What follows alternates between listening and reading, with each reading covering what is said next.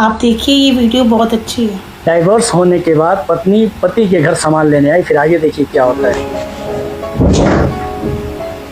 मैं अपना सामान लेने आई हूँ। अच्छा, आज तो बड़ी आसानी से ले जाने दे रहे हो, मगर पिछले 1 साल से तो नहीं ले जाने दे रहे थे। मेरे पर्सनल कपड़े भी नहीं दे रहे थे। आज कोर्ट का डंडा पड़ा तो सुर बदल गए। तुम नहीं समझोगी। हाँ, मैं ही हमेशा समझूं, तुम मत कभी समझना। सच तो यह है कि तुम कभी समझना ही नहीं चाहते हो। सोनू कहाँ है? नीचे मेरी दीदी के साथ खड़ा है, लेकिन तुम नहीं मिल सकते उससे। कोर्ट के ऑर्डर के हिसाब से तुम सिर्फ उससे संडे को मॉर्निंग 7 से लेके इवनिंग 7 तक ही मिल सकते हो, और आज संडे नहीं है। सपना, तुम ये ठीक नहीं कर रही हो। एक बार फिर से सोच लो। क्या सोचना? हाँ, अब तो कोर्ट का लीगली ऑर्डर आ चुका है। हम लीगली डाइवोर्स्ड हैं, और वैसे भी जब सोचना था तब तो तुमने नहीं सोचा। मैंने नहीं सोचा?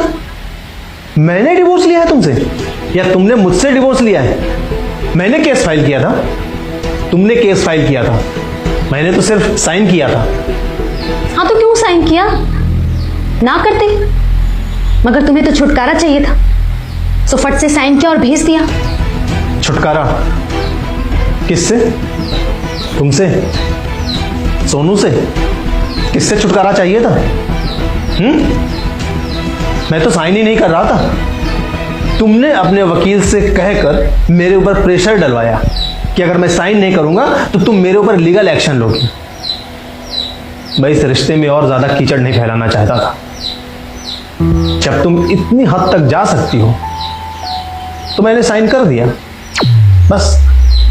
एक बार बैठकर सोचना कि ये सब क्यों हुआ। तुम भी एक बार बैठकर सोचना कि ये सब किसकी वजह से हुआ। हाँ, तुम तो यही कहोगे कि ये सब मेरी वजह से हुआ है। नहीं,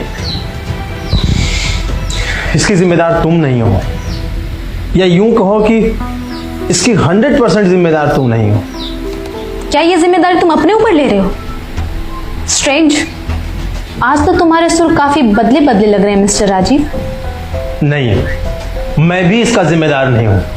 तुम्हारे साथ जो तुम्हारा सामान लेने के लिए आई हैं और नीचे खड़ी हैं, तुम्हारी दीदी, जिनको तुम अपनी मां की तरह मानती हो, वो इस पूरे वाकये की जिम्मेदार है। मुंह बंद रखो अपना, और खबरदार जो एक लफ्ज भी मेरी दीदी के बारे में कुछ कहा तो। उन्होंने क्या किया है जरा बताओ। उन्होंने कुछ नहीं किया है, इसीलिए तो वो इस वाकये की जिम्मेदार है। और अगर उन्होंने कुछ किया भी है तो सिर्फ हम दोनों के झगड़े के बीच में आग में घी डालने का काम किया है। दरअसल ये रिश्तेदार होते ही इसीलिए हैं, तुम्हारे घर के झगड़े की आग में घी डालने के लिए। इनको तुम्हारे घर की आग को बुझाने में कोई इंटरेस्ट नहीं होता है। क्या है, अगर तुम्हारे घर के झगड़े की आग बुझ गई तो इनको निंदा रस कहां से मिलेगा? इनको आपस में बैठकर पंचायत करने का मौका कहां से मिलेगा?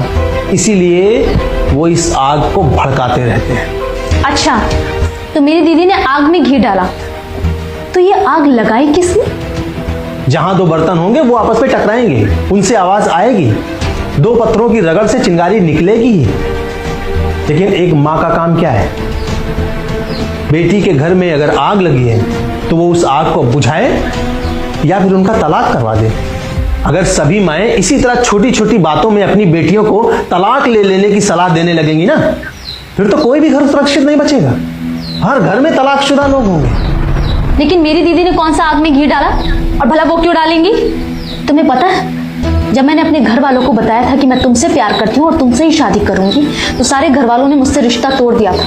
अरे वो तो दीदी हैं जो शादी के कुछ हफ्तों के बाद ही मुझे सामने से कॉल किया, मेरा हालचाल पूछा, हमसे मिलना शुरू किया। अरे हमें तो उनका एहसानमंद होना चाहिए। क्यों? ऐसा क्या हुआ था कि जिन बहन ने शादी करने के नाम पर तुमसे रिश्ता तोड़ दिया था, शादी करते ही वो तुमसे इतना घुलने मिलने लग गई, दिन में 3-3, 4-4 बार तुमको फोन करने लग गई। इतना फोन तो उन्होंने तुमको शादी से पहले भी कभी नहीं किया था। इतना तो तुमसे घुली मिली वो पहले भी कभी नहीं थी। आज तुम्हारे किचन में क्या बना है, आज तुमने क्या पहना है, आज मैं कितने बजे ऑफिस गया, मैं ऑफिस से कितने बजे आता हूं, मैं कितनी ड्रिंक करता हूं, मैं हफ्ते में कितनी बार ड्रिंक करता हूं, मैं ड्रिंक करके घर आता हूं तो तुम मुझसे लड़ती क्यों नहीं हो, तुमको मुझसे लड़ाई करनी चाहिए। ये सारी बातें जब तुमने मुझसे शादी करने का फैसला किया और फाइनली मुझसे शादी कर ही ली, तब तुम्हारे घर वालों ने तुमको वापस बुलाने का एक अचूक रास्ता ढूंढा, वही पुराना, फूट डालो। और इस काम को बखूबी अंजाम देने के लिए तुम्हारी बहन ने हामी भरी, उन्होंने इस काम को हाथ में लिया। सबसे पहले उन्होंने मां वाली शख्सियत धारण की, उन्होंने तुमको इस बात का एहसास दिलाया कि मम्मी के जाने के बाद अब वही है जो बिल्कुल तुम्हारी मां जैसी हैं। हालांकि ये मां उस समय सामने नहीं आई जब बेटी को सही में अपने दिल का हाल कहने के लिए किसी की जरूरत थी, जबकि तुम्हारी सगी मां को हमारे रिश्ते से कोई प्रॉब्लम नहीं थी। उन्होंने तो कहा भी था कि अगर तुम दोनों चाहोगे तो हम तुम्हारी शादी करवा देंगे, लेकिन शायद ईश्वर को मंजूर नहीं था। हमारी शादी से पहले ही वो इस दुनिया को छोड़कर चली गई। लेकिन तुम्हारी ये मां, इन्होंने क्या किया, इन्होंने तुमसे एक एक बात पूछ पूछ कर तुमको मेरे खिलाफ भड़काना शुरू किया। पहले इन्होंने मेरे ऊपर ट्राई किया था, लेकिन जब इनकी दाल मुझ पर नहीं गली तो इन्होंने बहुत आसान मोहरा बनाया तुमको। ऐसा जाहिर करती थी जैसे ये तुम्हारा बहुत भला चाह रही हैं, लेकिन नहीं, ये तुम्हारा भला नहीं चाह रही थी। ये हमारे बीच में आग लगा रही थी, ये हमारे रिश्ते को तोड़ रही थी। मैं महीने में कितनी बार ड्रिंक करता था तुम्हारे सामने? 1 या 2 बार। और ये कहती थी कि तुम इस बात पर मुझसे लड़ाई करो, जबकि कभी कभार 1-2 बैग तुम भी मेरे साथ ले लिया करती। इनका पति रोज यहां तक दारू पीता है, भर गले तक। ये खुद उसके साथ बैठकर हफ्ते में कम से कम 4 दिन दारू पीती है। इन्होंने अपने पति से क्यों नहीं तलाक ले लिया? बल्कि ये तो उसके लिए बढ़िया मस्त अंडे फ्राई कर करके देती हैं। नहीं बता तुमको? मेरे मम्मी पापा हफ्ते भर के लिए हमारे साथ रहने के लिए आए थे, तुम्हें तो कोई प्रॉब्लम नहीं हुई थी, मगर इनको बड़ी प्रॉब्लम थी। इन्होंने क्या कहा था तुमसे, बोलो? कि जितनी जल्दी हो सके इनको घर से बाहर निकालो। 1 हफ्ते तक तो ठीक है, ज्यादा खातिरदारी करोगी तो सर पे चढ़ जाएंगे।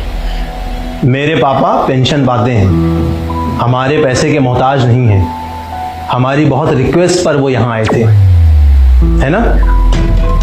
और तुमने उनके साथ में कितना गंदा सलूक किया था इनके कहने पर, जबकि ये खुद ज्वाइंट फैमिली में रहती हैं, अपने सास ससुर देवर देवरानी जेठ जेठानी के साथ। ये खुद अपनी फैमिली से अलग क्यों नहीं हो गई? और इसी घटना के बाद से हमारे तुम्हारे बीच में मनमुटाव शुरू हुआ था, याद है?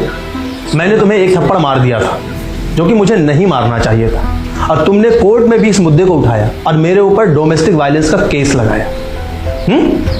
इन्होंने भी मुझे बहुत खरी खोटी सुनाई, लेकिन मैंने तुम्हें थप्पड़ क्यों मारा था, इस बात के लिए इन्होंने कभी तुमसे कुछ पूछा, कुछ कहा? क्यों? तुमने मेरे ऊपर का गुस्सा 1.5 साल के छोटे से बच्चे सोनू पर निकाला, इतनी तेज उसको मारा कि तुम्हारी उंगलियों के निशान उसके गाल पर छप गए थे। लेकिन मैंने कोर्ट में यह बात नहीं बताई। क्यों नहीं बताई? क्योंकि इतनी छोटी सी घटना से मैं तुमको पूरी दुनिया के सामने एक बुरी मां नहीं साबित करना चाहता हूं। मैं जानता हूं कि तुम सोनू से कितना प्यार करती हो, और मैं ये भी जानता हूं कि तुम मुझसे कितना प्यार करती हो। दरअसल ये हम दोनों को अलग करके अपने मकसद में कामयाब हो जाएगी, इनके अहंकार को तुष्टि मिल जाएगी, और फिर ये अपनी दुनिया में मस्त हो जाएगी, अपने कामों में लग जाएगी, और तुम रह जाओगी अकेली। फिर अपना अकेलापन मिटाने के लिए शराब का सहारा लोगी या दूसरी शादी करोगी। क्या गारंटी है कि जहां दूसरी शादी करोगी वहां ये छोटे छोटे झगड़े, छोटे छोटे मनमुटाव नहीं होंगे? फिर क्या वहां से भी तलाक लेकर भागती फिरोगी? यही करोगी पूरी जिंदगी?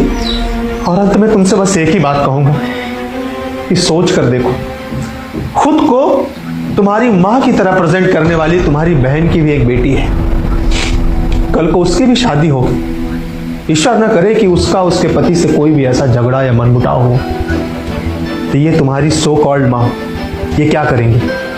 अपनी बेटी का घर बचाने के लिए उस झगड़े को सुलझाएंगी या उसको भी तलाक लेने के लिए सलाह देंगी? बस फैसला तुम्हारे हाथों में है सपना। मेरे हाथ में तो कोर्ट का ये ऑर्डर है जिसके हिसाब से अब हमें अलग अलग रहना होगा। कोर्ट तो हमें अलग अलग रहने का फैसला दे सकता है, लेकिन एक साथ रहने का फैसला हमें खुद लेना होगा।